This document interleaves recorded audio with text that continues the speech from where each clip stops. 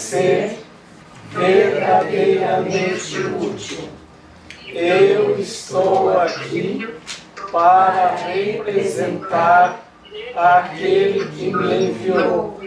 Eu não tenho que me preocupar com o que dizer ou o que fazer, porque aquele que me enviou me dirigirá.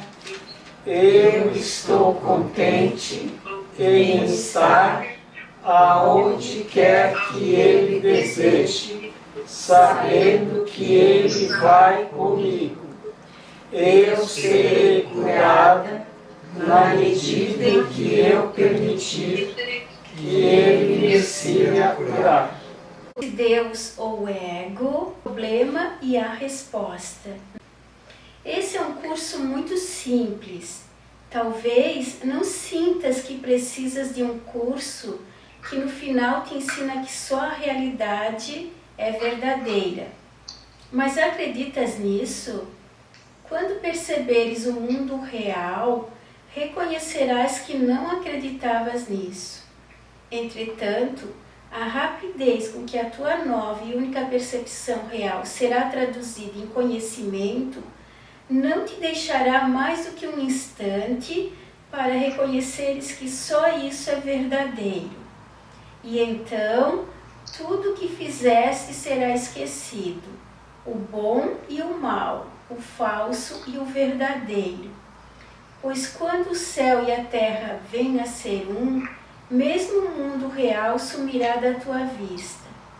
O fim do mundo não é a sua destruição, mas a sua tradução em céu. A reinterpretação do mundo é a transferência de toda percepção para o conhecimento. Isso está simples de entender, né? A gente às vezes pode dizer, mas um curso que vai me dizer que só a realidade é verdadeira, será que eu preciso disso? Isso eu já sei, que só a realidade é verdadeira. Por tudo que nós já trabalhamos juntos, a gente já sabe isso, né? Então, para que eu vou dar continuidade no curso? Será que eu preciso de um curso que no final vai me dizer que a verdade que a realidade é verdadeira, que só a realidade é verdadeira, que o resto não é? Isso a gente tem ouvido muito por aí, né? Dizendo, o mundo é ilusão, o mundo é sonho, né? Tinha um tempo que dizia o mundo é tudo maia, o mundo é maia. Eu não sabia o que era maia. Será que eram os maias, os astecas, os incas? Será que o mundo é maia ou é asteca, ou às vezes é inca? Né? Então, é aquela questão que as pessoas sempre falaram, que o mundo não é real, que o mundo não é verdadeiro. Só a realidade é verdadeira. Por isso vocês lembram da gente compreender a palavra realidade. Realidade vem daquilo que é real. Real é o reino dos céus.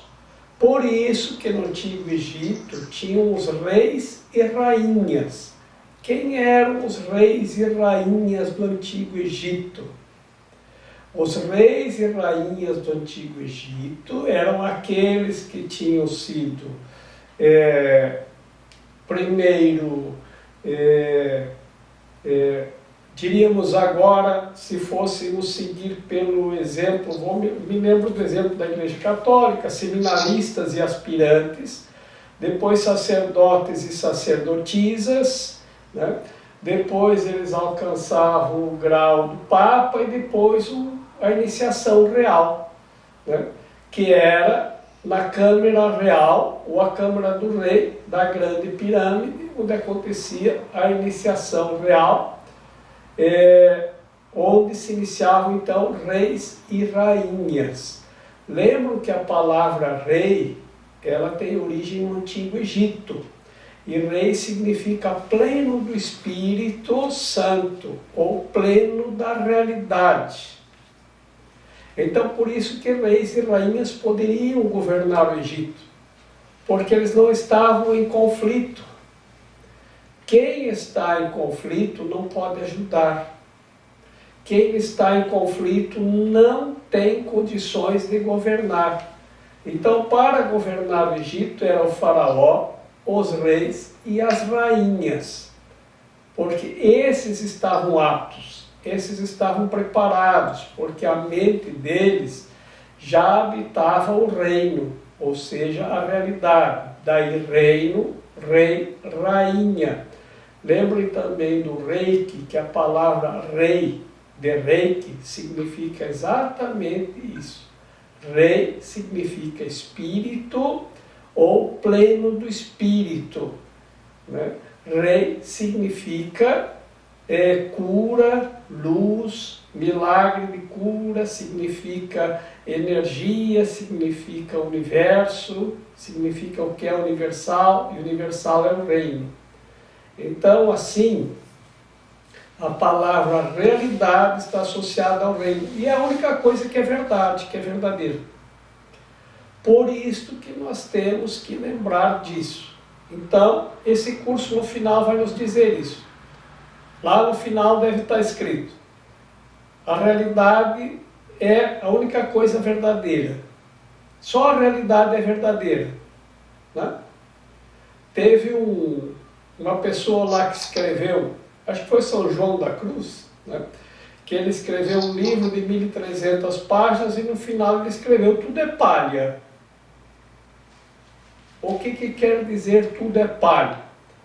Na época do São João da Cruz, palha era o que se guardava, era a palha da espiga do milho, que se guardava para fazer fogo, porque ela seca, ela acendia muito facilmente. Então, para acender o fogo no fogão a lenha, a gente usava palha de milho por baixo da lenha. A gente botava um monte de palha de milho, porque ela prendia o fogo e durava um pouco, e assim ela ia aquecendo a lenha até começar a acender com chama a lenha. Então, tudo é palha. Tudo o quê? Tudo o que ele escreveu. O que quer dizer com isso? Serve para acender o fogo, para botar no fogo. E por quê?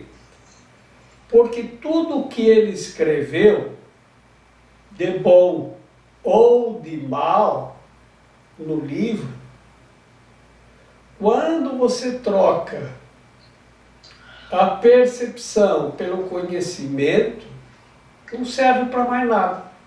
Então, para ele não serve mais, porque ele já chegou.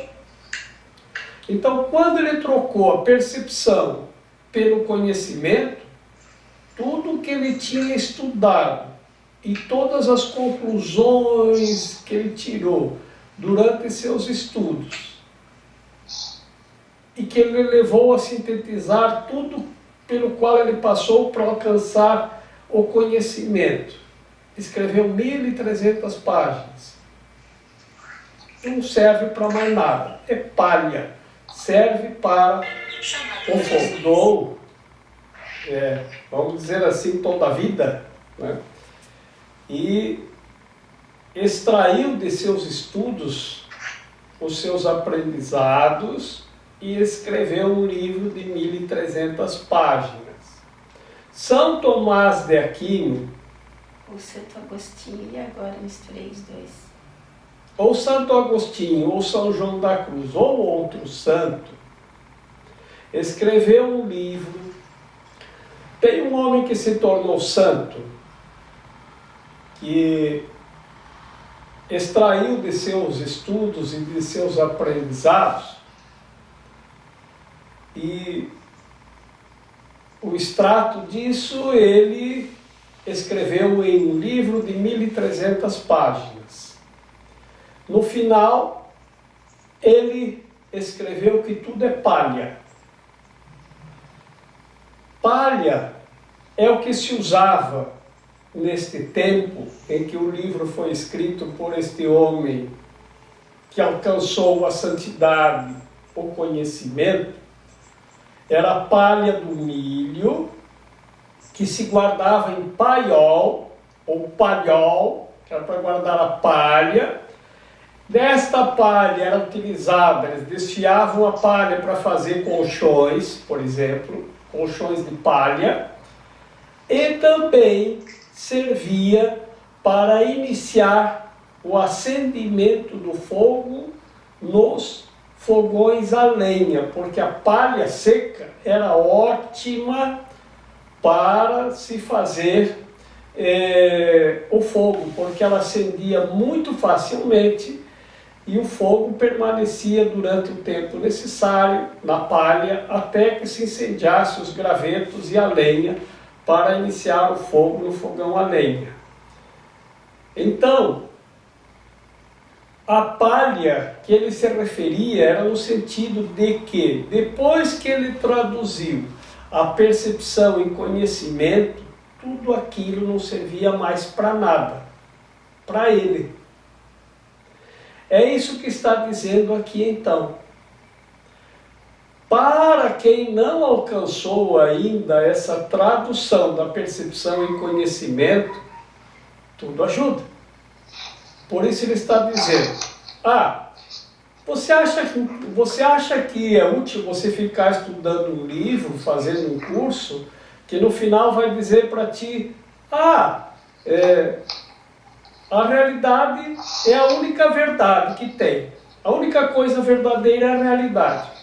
Se isso você já sabe agora, e aí eu discorri sobre a realidade do reino. Realidade, essa palavra, tem a ver com o que é real. O que é real, nós sabemos que é o que é verdadeiro. O que realmente é verdadeiro é aquilo que é real. Real é o reino do céu. A única coisa real é o reino do céu.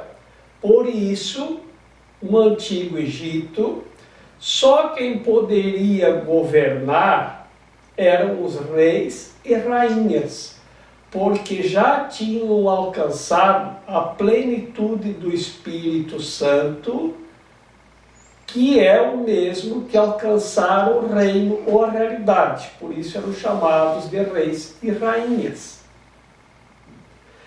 E para se alcançar a realidade, as pessoas entravam nos templos como aspirantes ao sacerdócio. Então, meninos e meninas, aspirantes ao sacerdócio, entravam no templo e eram iniciados no sacerdócio. A segunda iniciação, também um grau a mais do sacerdócio, o segundo grau do sacerdócio, e o terceiro grau era o grau real. No grau real, o sacerdote era iniciado na Câmara Real ou sala ou Câmara do Rei da grande pirâmide de Gizé no Egito. A palavra rei, ela significa aquele que está pleno do espírito, serve para o masculino e o feminino, rei ou rainha. Mas rei é aquele que está pleno do espírito e dentro da realidade do reino. Esse pode governar.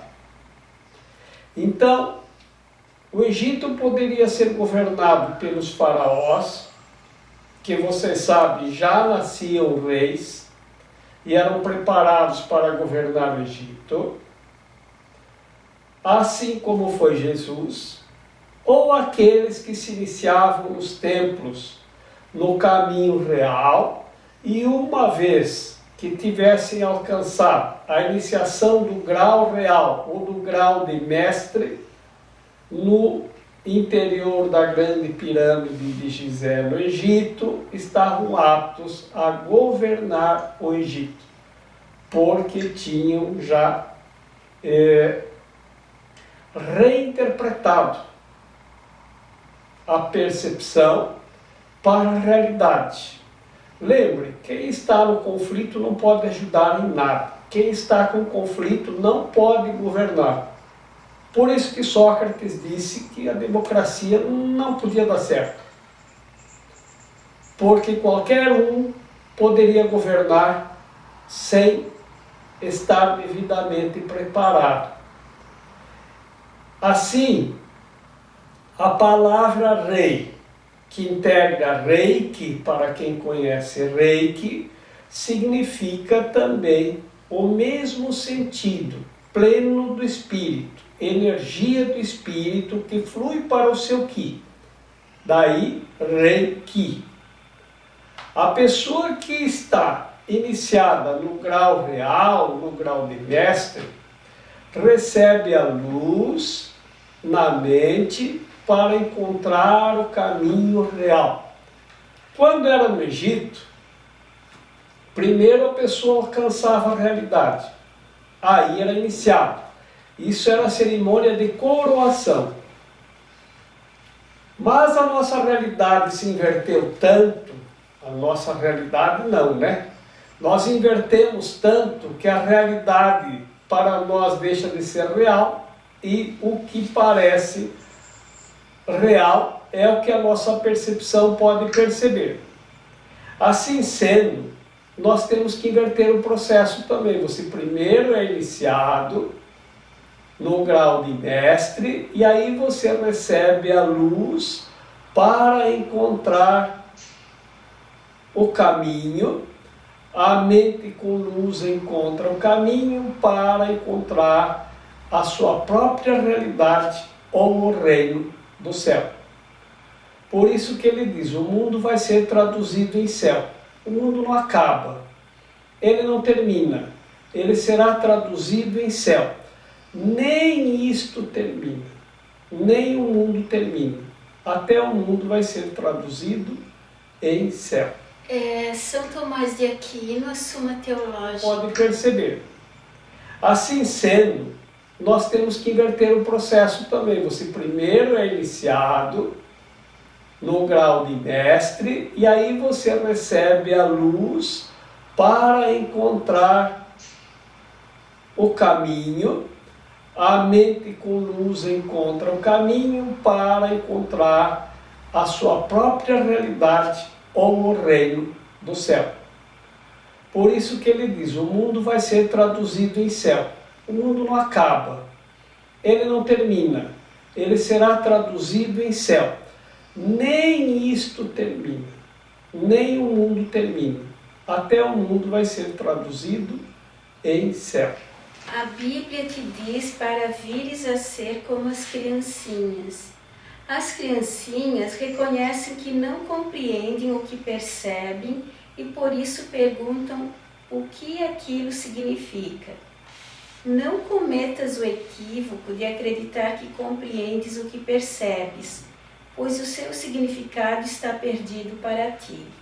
No entanto, o Espírito Santo guardou o seu significado para ti e se permitires que ele interprete, ele restaurará para ti aquilo que jogaste fora. Porém, enquanto pensares que conhece o seu significado, não verás necessidade de perguntar isso a ele. Assim como as crianças precisam perguntar para os pais, né, o significado das coisas, a gente vai ter que se aproximar cada vez mais do Espírito Santo, perguntar qual é o significado das coisas para ele, né? É isso, né? Ser como as criancinhas é deixar de entender o significado das coisas, porque se você entende o significado das coisas, você dá o significado para aquilo que é percebido, você fica preso àquele significado. Eu acho que é ser como as criancinhas que não entendem o significado das coisas. É dessignificar, então. Eu acho que é. Eu acredito que seja nesse caminho. Ali na nossa lojinha entram muitas crianças de todos os tamanhos. As maiores é as que mais perguntam, qual é o significado disso? Qual é o significado daquilo? Eu perguntando. Eu já vou dizer, é melhor assim não saber. Isso não significa nada, né? Isso não significa nada. Qual é o significado dessa mandala? Isso não significa nada. Às vezes eu digo para a pessoa, olha, é tudo para prosperidade. Isso eu digo bastante. Tudo que tem aqui é para prosperidade. Aí uma vez uma moça comprou lá uns R$ 500, que isso aqui é para prosperidade, é para prosperidade. Ela perguntava para mim, isso também é para prosperidade, né? Aí depois que ela comprou, pagou, ela já estava quase indo embora, ela voltou. Ah, tá, e agora que eu comprei tudo isso, como é que eu faço para prosperar? Aí eu olhei para ela, quanto é que tu pagou por isso? R$ 500, vende por 1.000, é o que eu faço para prosperar.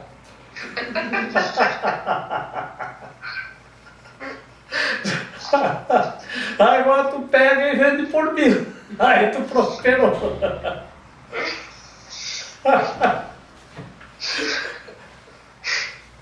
Na verdade, a realidade é isso, né? Porque as pessoas ficam botando significado nas coisas que não tem, né? Eu aprendi, veja que coisa interessante. Esse livro diz que as palavras, aliás, tem um filme chamado As Palavras, muito interessante, anotem para ver também. Eu já vi 2 vezes esse filme. As palavras, o livro diz que não foram feitas para comunicação. Elas mais bloqueiam do que comunicam. Mas o Espírito Santo, se você permitir usá-las, ele pode usar as palavras para comunicar. As palavras que tu fizeste. E aprendi com a Silvia o seguinte, que a palavra ela tem um significado, mas alguém inventou aquela palavra, ela não veio do nada. Alguém inventou a palavra e lhe deu um significado. E isso passou a formar uma consciência. Quando forma consciência é porque já está no coletivo, né? É como o vírus, aquele vírus que está circulando por aí, quando ele começa a ficar no coletivo, como é que se diz? Que é o que? Transmissão comunitária. Já está na transmissão comunitária. Então, quando toda a comunidade começa a falar aquela palavra, compreendendo o mesmo significado, então já é uma consciência comunitária. E acontece a transmissão comunitária daquela palavra. Eu aprendi que cada um pode inventar uma palavra e dar um significado. Se acontecer a transmissão comunitária, pegou. O ano que vem vai estar no dicionário. Uma nova palavra que todas as pessoas estão falando e que significa tal coisa. Então você pode inventar uma palavra e dar um significado. Você pode pegar uma palavra que já tem um significado e dar-lhe outro significado.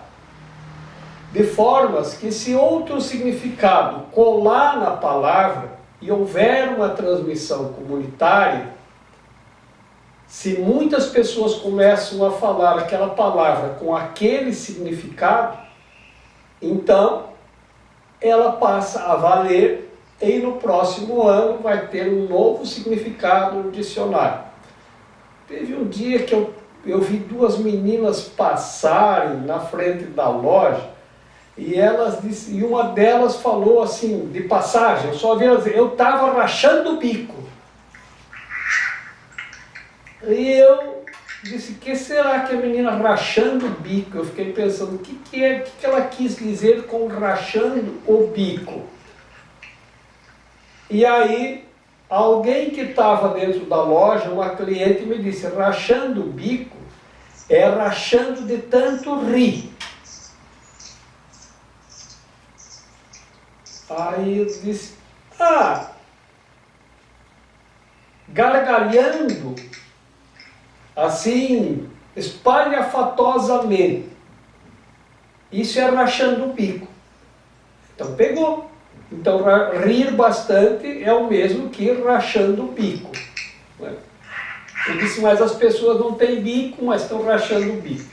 E depois eu vi umas araras lá no Amazonas rachando o bico de tanto rir. Até a gente gravou, depois eu vou mandar para vocês, é rachando o bico. Que a gente separou um pedacinho que as araras estão rachando o bico de tanto rir. Então, assim, eu posso inventar um objeto e dar um nome ou uma palavra que vai nominar aquele objeto e um significado. E qualquer um pode. Então, o que nós que estamos ali no ramo das pedras, que estamos trabalhando com pedras, né? O que é que nós percebemos? Tem pedras que têm nomes diferentes. E é a mesma pedra. Às vezes ela tem um nome científico, às vezes tem o nome da pessoa que encontrou aquela pedra e classificou ela pela primeira vez. Então, eu tinha um amigo que era professor de mineralogia em Belo Horizonte, o Menezes, e ele classificou uma pedra pela primeira vez que ninguém no mundo tinha encontrado, classificado, descoberto aquela pedra, e a pedra ficou com o nome dele, passou a se chamar Menezita, porque o nome dele era o professor Menezes. Então, tem essa pedra que chama Menezita. E agora, às vezes a gente vê assim, alguém vem ali procurar uma pedra e diz, eu quero tal pedra que eu vi na internet que uma pessoa disse que é bom para matar o vírus. E aí diz lá, virusita. Essa pedra com esse nome não existe. Vamos ver a foto da pedra. Ah, essa pedra é essa aqui, ó. É o quartzo azul. Ah, não, mas quartzo azul não é, porque ele diz que é virusita. Virusita é o nome que o cara deu para só ele ter a pedra e só ele vender. Nós temos essa pedra que mata o vírus. Só que a pessoa tem que ter uma vista bem boa para enxergar o vírus e boa pontaria para acertar nele também. Mas que a gente tem. Então, tudo a gente pode dar significado. E quando se dá um nome e um significado, a gente fica preso àquilo. Então, pergunta realmente, nesse caso, eu acho que nós temos que perguntar para o Espírito Santo qual o significado das coisas. O Espírito Santo, eu acho que estava correto anteriormente, tem que ser como criança, perguntar para o Pai, para o Espírito Santo qual o significado das coisas, ele vai dizer que tudo não tem valor, mas tudo tem utilidade. Tem utilidade como instrumento de aprendizado. A Bíblia te diz para vires a ser como as criancinhas. As criancinhas reconhecem que não compreendem o que percebem e por isso perguntam o que aquilo significa. Não cometas o equívoco de acreditar que compreendes o que percebes, pois o seu significado está perdido para ti. No entanto, o Espírito Santo guardou o seu significado para ti, e se permitires que ele o interprete, ele restaurará para ti aquilo que jogaste Isso fora. mesmo, tem que perguntar para o Espírito Santo que ele vai reinterpretar o significado das coisas para a gente. De tudo. De tudo que acontece. Então, tudo há uma reinterpretação. O Espírito Santo reinterpreta tudo a nosso favor. Porém, enquanto pensares que conheces o seu significado, não verás necessidade de perguntar isso a ele. Se a gente acha que conhece o significado das coisas, a gente não precisa perguntar para o Espírito Santo. Por isso que ele diz, sejam como crianças, perguntem o significado, para quem realmente pode te dar o significado correto de cada coisa. E quando se fala uma coisa, pode ser um objeto, pode ser um evento, pode ser um acontecimento. Assim como nós estamos interpretando que esta parada planetária, ela é a possibilidade de uma restauração do planeta como organismo que se restaura. Vocês imaginem assim, estamos aqui há milhares de anos, a população aumentou muito. Acredito que nos últimos 100 anos, a população aumentou tanto que não tem mais lugares desocupados no planeta. Parece que está tudo ocupado. E o que as pessoas fazem? Extraem do planeta tudo o que podem. Então as pessoas estão com máquinas e picaretas escavando o planeta todo para tirar da terra as riquezas, para tirar água, para tirar petróleo, para... E o que fazem com tudo que retiram do solo? Cortam as árvores, porque ali dá para criar outras possibilidades econômicas, para ganhar mais, para acumular mais. Todo mundo correndo na intenção de acumular mais coisas. Não há uma repartição das riquezas do planeta. Não há um compartilhar das riquezas. É tudo quem ganha mais, né? Uma das leis do caos é isso. O ego, ele só valoriza aquilo que ele toma dos outros. Só valoriza o que toma dos outros. Então, por quê? Porque tudo a gente tem que tomar dos outros. Então, tudo que a gente puder tomar dos outros, conta para mim como valor. Então, se eu tomei de você um diamante, aquilo acumula na minha sala de valores, na minha sala do tesouro. Então a minha sala de tesouro é onde eu guardo o que tem valor para mim. Então tudo que eu tomar dos outros e colocar na minha sala de tesouro é o que tem valor para mim. É isto que vale. É isto que vale. Então, e o planeta está sendo tão exaurido, a poluição do ar, da terra, das águas, é tão grande que lá no meio da Amazônia está cheio de saco plástico e garrafa PET no fundo dos rios. É tanta poluição. O ar está tão poluído por queimarmos tanto petróleo para fazer as máquinas funcionarem, os carros andarem, os aviões, os navios, os trens. Está tudo tão poluído que eu acho que a gente não ia durar mais tempo. Muito não. As pessoas estão cheias de problemas respiratórios? Estão. Já estamos. Por quê? Porque não dá para respirar esse ar que a gente tinha aí fora. Ele está tão poluído que não há como a gente não ter problemas no pulmão, problema de tudo, né? Porque a gente ingere, a gente respira o ar vai para a corrente sanguínea, o ar vai para o estômago. O estômago não está acostumado a dirigir resíduos de gás carbônico que saem dos escapamentos dos carros, de tudo que funciona, né? Tem determinados lugares no planeta que as pessoas têm que andar de máscara já o tempo todo, porque o ar está respirável, senão se intoxicam, intoxica todo o sistema. Então, o planeta parou, o dia em que a Terra parou, do Raul Seixas. Paramos pela dor. Mas isso não precisa ser assim. Poderia ser pelo amor. Eu não vejo ninguém fazendo campanha para dizer, olha, vamos, em memória dessa parada que está restaurando o planeta, até os cientistas estão observando que os poluentes estão cada vez menos, que a atmosfera está se restabelecendo, que as águas vão se restabelecer porque tem menos gente poluindo os rios e os mares e a terra, né? Tem menos devastação porque todos estão parados, né? Então vai haver uma restauração, mas não vejo ninguém dizendo, em homenagem a isso, aprendemos que temos que parar, vamos parar 10 dias por ano, por amor ao planeta.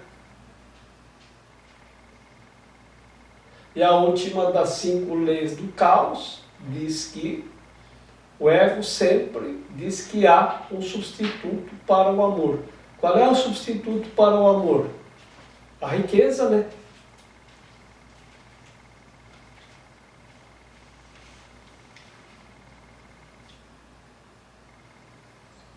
Por que não fazemos uma campanha Vamos Parar por Amor? Agora, qual o significado disso que estamos passando? Pergunta para o Espírito Santo, ele pode reinterpretar para ti. É para restaurar o planeta e a possibilidade de as pessoas viverem nesse planeta. Porque estava ficando impossível. Estava ficando impossível de viver. Já estava ficando muito difícil.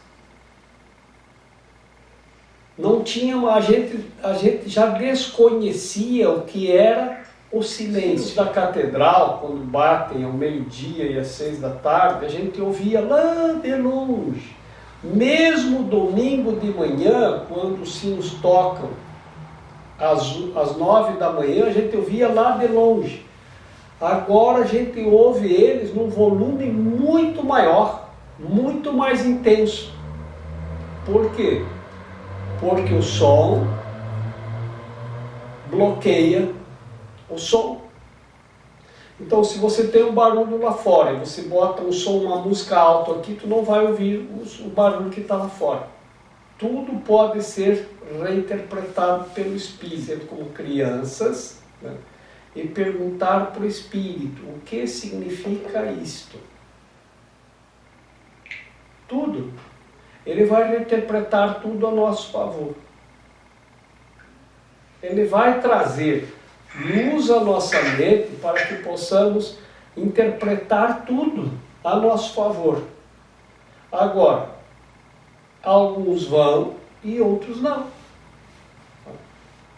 Eu ouvia falar muito que acontece uma transição planetária, que se abre portal, que se fecha portal, que qualquer coisa está abrindo um portal. Se a Lua se põe no horizonte, está abrindo um portal da Lua que se põe no horizonte. Ah, porque agora está numa transição dos astros, dos planetas, agora vai acontecer uma transição planetária. Está acontecendo. E depois vai acontecer a tal da nova era. Para uns, né? Que vão ter essa consciência modificada. Para outros, vão continuar na velha era que nós estávamos vivendo até o início de janeiro. Isso não era mais possível. Isso já era impossível a sobrevivência das pessoas. Isso não era normal, gente. Viver da maneira que estávamos vivendo, isso foge a qualquer senso de normalidade. Estávamos tão envoltos pela insanidade que não percebíamos. E aí ninguém entendia mais nada. Então pergunte para o Espírito Santo, que ele vai interpretar para você o que significa cada coisa, cada evento. É isso que está nos dizendo aqui. Quando a gente vai na percepção, ele precisa nos ajudar para reinterpretar. A percepção e conhecimento, aí nós estamos na realidade. E nossa realidade é o Espírito. Aí você é o Espírito Santo. Aí nós vamos perguntar para ele. Aí todos seremos, né, o Espírito Santo. Sim. Aí nossa mente estará no Espírito. Não tem mais perguntas a se fazer. Não há o que perguntar quando tua mente está no Espírito. Uma vez entrou uma mulher dentro da livraria e ela estava vestida com um manto púrpura.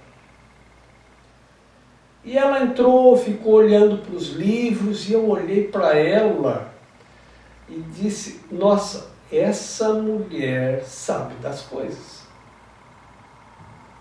E aí eu digo, eu vou fazer perguntas para ela, mas quando me aproximava dela, as perguntas desapareciam. Ela olhava para mim e as perguntas desapareciam. É como se minha mente tivesse ficado vazia. Não tinha pergunta nenhuma. Porque em contato com ela é como se eu soubesse todas as respostas, não precisava perguntar mais nada. Aí eu voltava, né? Aí eu me afastava, ela ficou uma tarde inteira dentro da livraria.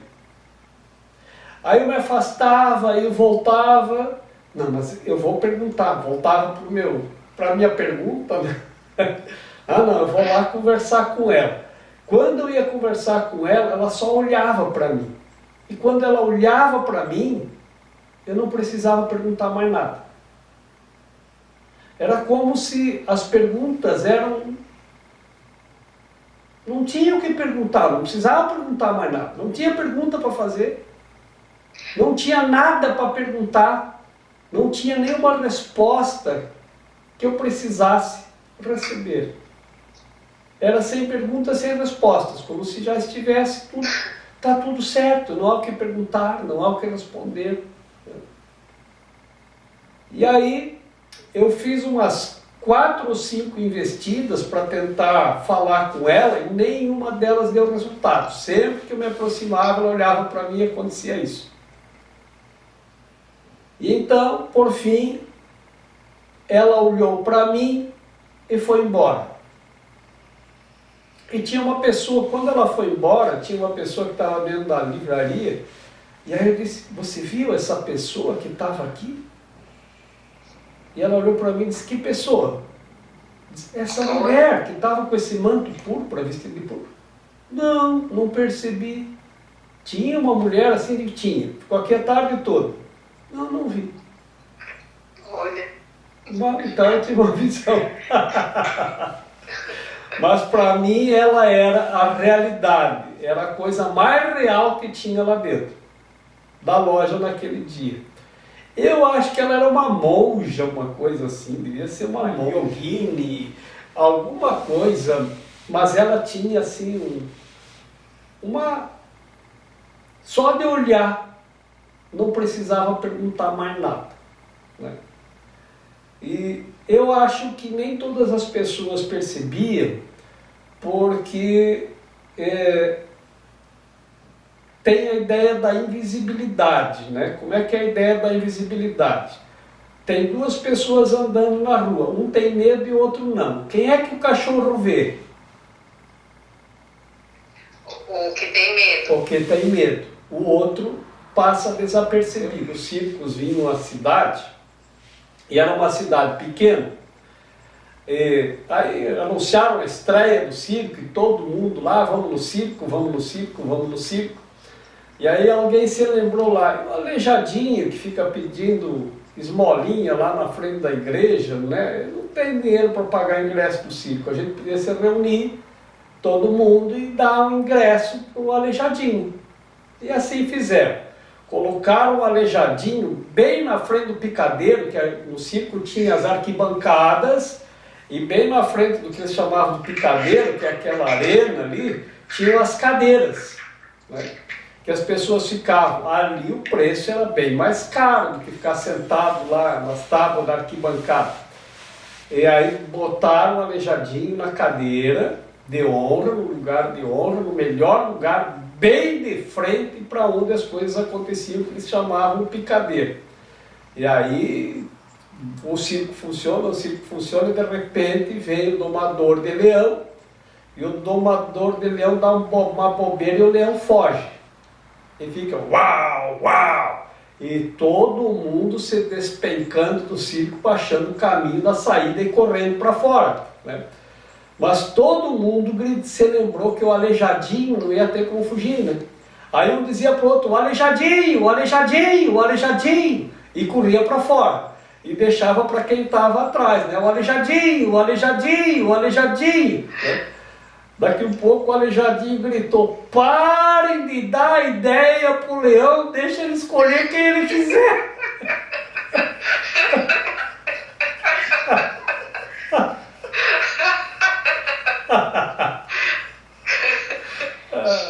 Eu tinha uma mão que era mais ou menos uma raquete de tênis. Era muito grande. E aí, um dia estava perto das 6 horas, e o Luiz Jorge, era inverno, e o Luiz Jorge, eu vou embora, porque ele morava ali na Vila Ipiranga, eu vou embora porque daqui a pouco começa a escurecer, a rua começa a ficar perigosa já. e eu vou pegar o ônibus. Aí eu olhei para eles, Rui, a rua começa a escurecer e ficar perigosa. Como assim? As pessoas começam a me assediar. Eu tenho medo das pessoas, porque elas vêm assediar, dá uma moeda, dá isso, daquilo. Eu começo a ficar com medo das pessoas que vêm me assediar. Eu digo, Rui, você com medo, mostra a mão para eles, faz assim, mostra a mão. Eles vão embora. Não. Mas nunca ninguém me assedia na rua. Espera aí que eu vou contigo, que eu também vou pegar o ônibus. Que eu ia sair a pegar o ônibus também, porque eu morava lá no Abrão. Aí, saímos andando juntos em direção onde se pega o ônibus. Vocês acreditam que no caminho o Rui foi assediado umas 5 ou 6 vezes? E as pessoas intimavam ele. Cara, dá uma moeda aí. Aí eu abanava e dizia, olha eu aqui, ninguém vai pedir nada para mim. Era como se eles não me enxergassem mesmo. Isso é muito interessante. É muito interessante. É a teoria da invisibilidade. Quem está num determinado nível, ele se torna visível para as pessoas que estão naquele nível.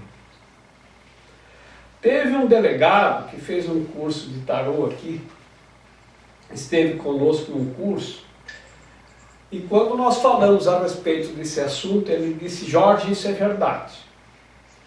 Aqui no centro de Florianópolis tinha um ladrão de bicicleta. E todos os policiais estavam empenhados em descobrir o ladrão de bicicleta. E todo dia se roubava a bicicleta e nunca ninguém achava o ladrão. Aí um dia, lá na Trindade, prenderam um cara porque ele estava cometendo um delito que não era roubar a bicicleta, e aí levaram para a delegacia e ele confessou que ele roubava as bicicletas. E nós começamos a averiguar e perguntar, era o cara que era o ladrão de bicicleta? E a gente perguntou, como é que a gente nunca te pegou no centro? Eles, vocês não enxergam. Porque a mente de vocês está focada em outra coisa. Vocês não vêem nada do que acontece no centro de Florianópolis. Vocês não enxergam nada. Porque vocês estão numa outra dimensão, estão numa outra sintonia. As pessoas roubam a coisa na cara de vocês e vocês não enxergam. Veja que coisa interessante. Então hoje o nosso exercício, ele diz assim, os milagres são vistos na luz. Se você não está vendo os milagres é porque você não está na luz. Você está em outra dimensão. Mas não é interessante isso? Então é assim. Então, para nós interpretarmos corretamente as coisas, porque nós não estamos na luz, nós temos que perguntar para quem está. O Espírito Santo está na luz. Então nós temos que ser como crianças e perguntar, e não ficar dando significado para as coisas nós mesmos. Quando nós mesmos damos significados, nós damos guiados pela nossa percepção. E na nossa percepção nós não alcançamos a luz. Porque a nossa mente que percebe, ela só percebe sombras, não percebe a luz. As imagens que nós vemos são definidas pela sombra e não pela luz.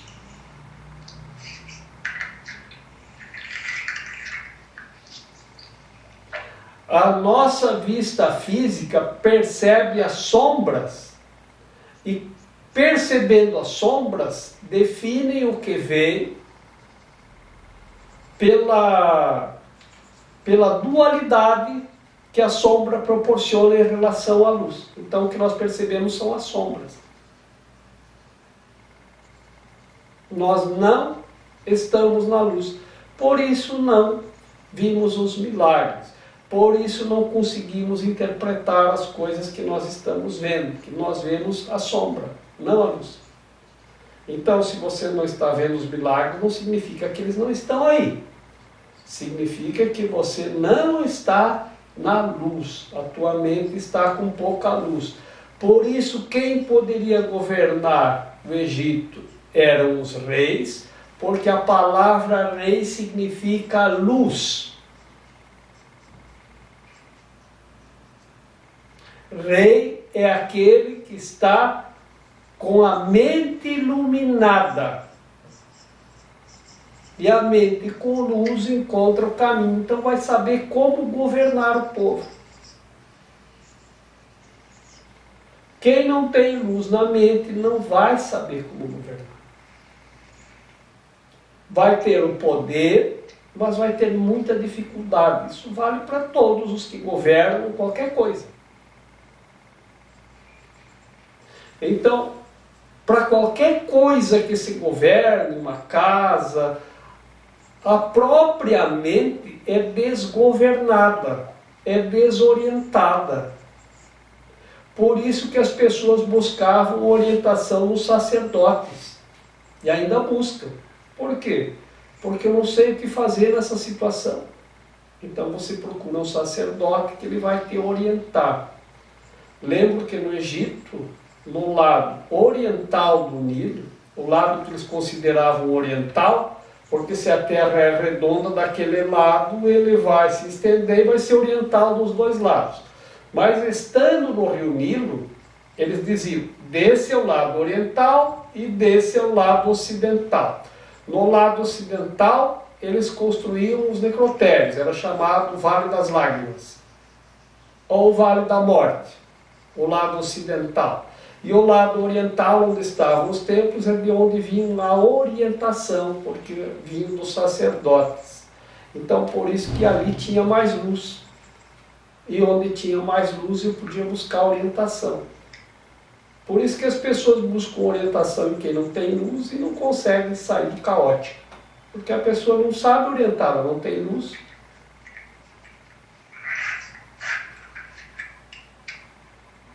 E a luz na mente não acontece por um estudo de um livro que está na prateleira de uma livraria.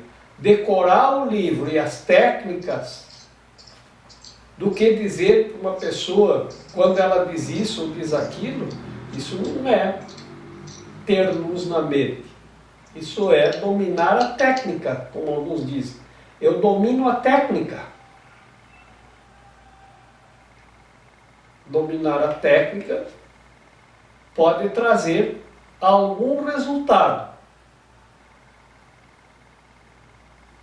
tecnológico, mas não é a luz na mente.